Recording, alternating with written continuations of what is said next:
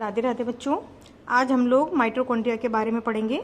Mitochondria जो है वो कोशिका में पाया जाता है और इसको हम लोग कोशिका का विद्युत ग्रह भी कहते हैं, पावर हाउस भी कहते हैं, क्योंकि इसमें एटीपी का फॉर्मेशन होता है और एटीपी का फुल फॉर्म होता है एडिनोसिन ट्राइफॉस्फेट। ठीक है, तो सबसे पहले हम इसको डायग्रामेटिक समझते हैं। माइटोकॉन्ड्रिया जो होता है एक जूती की तरह की संरचना होती है जो कि कोशिका में पाई जाती है और इसमें दो मेम्ब्रेन होती हैं, आउटर मेम्ब्रेन और इनर मेम्ब्रेन। और दोनों मेम्ब्रेन के बीच में दो चैम्बर होते हैं जो बटे हुए होते हैं, जिनको आउटर चैम्बर और इनर चैम्बर भी बोलते हैं।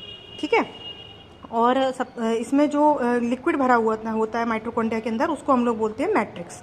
और इसमें जो डीएनए पाया जाता है वो रिंग की तरह की संरचना होती है। अब हम इसकी जो मेन पॉइंट है उनको हम समझेंगे।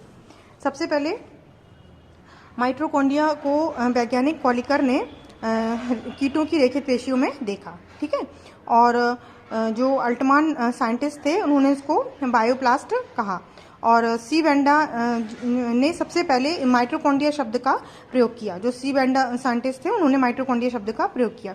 ये केवल यूकैरियोटिक कोशिकाओं में पाए जाते हैं, प्रोकैरियोटिक कोशिकाओं में ये नहीं पाए जाते। ठीक है, आप जैसा कि हमने डायग्राम में समझा था कि माइटोकॉन्ड्रिया दोहरी झिल्ली से घिरा कोशिकांग है।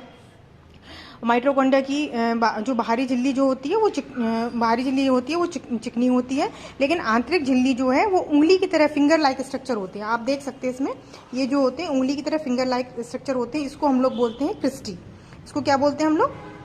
इसको हम लोग बोलते हैं क्रिस्टी।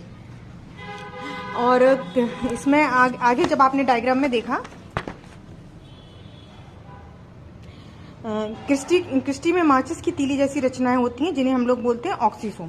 जैसे कि ये क्रिस्टी एक फिंगर लाइक स्ट्रक्चर है, इसमें जो ये माचिस की तीली की संरचना दिख रही है ना, इसको बोलते हैं हम लोग ऑक्सीसोम।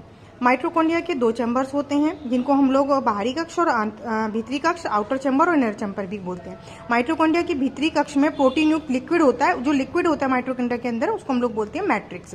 इसका डीएनए स्फेरिकल डीएनए होता है। माइटोकॉन्ड्रिया को हम लोग बोलते हैं सेमी ऑटोनोमस ऑर्गन्स। ठीक है, अब माइटोकॉन्ड्रिया का मेन कार्य क्या होता है? ऊर्जा बनाने का कार्य होता है, इसलिए हम लोग कोशिका को ऊर्जा गृह भी कहते हैं और माइटोकॉन्ड्रिया को कोशिका का विद्युत गृह भी बोलते हैं, क्योंकि ये एटीपी का फॉर्मेशन करता है। ये बहुत ही इंपॉर्टेंट टॉपिक है, इसको अच्छी तरह से आप समझिएगा और इसको डायग्राम की इसकी अच्छे से प्रैक्टिस कीजिएगा।